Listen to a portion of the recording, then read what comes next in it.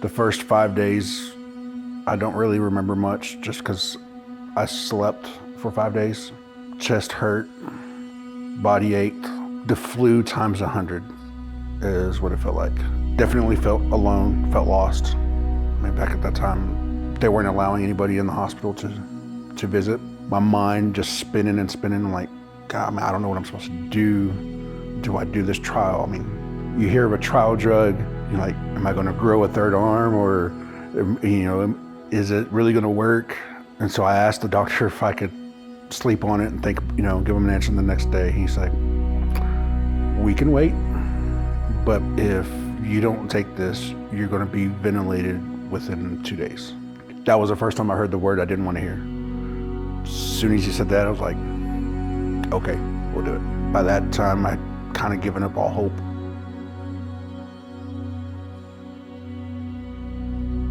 So when the doctor came in and told me that I was going to go to ICU, my first text was to Jason and said, I need church, because I would try to listen to worship songs, worship music, but I needed the music that I would hear every Sunday at church. I needed something familiar, because to me, Aldersgate is home.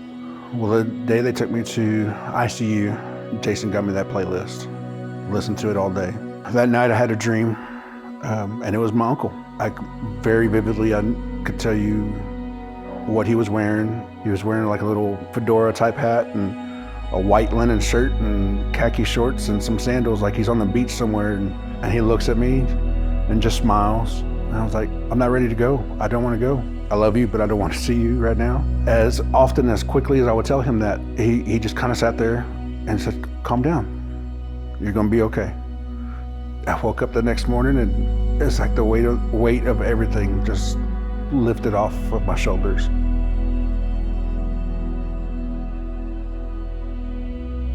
A couple months after getting out, I started really thinking about my uncle again, and then it was just survivor's remorse. I kept watching the news, and you keep hearing how many deaths we had, and there are people out there probably more deserving than me. Why was it me?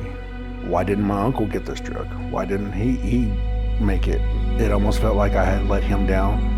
It's like I was given this gift again. Now what are you gonna do with it? And then not knowing what I'm gonna do with it, because I feel like I owe people something for it. And that's when the anxiety hit. That's when the depression started hitting really bad, because I felt like I was undeserving. Started talking to God every morning on my way to work, and just talk to him like he's sitting next to me and be like, this is what's going on.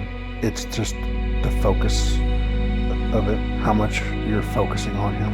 His grace and his hand of healing is always there. Even when you think that it's not for you, it's for everybody.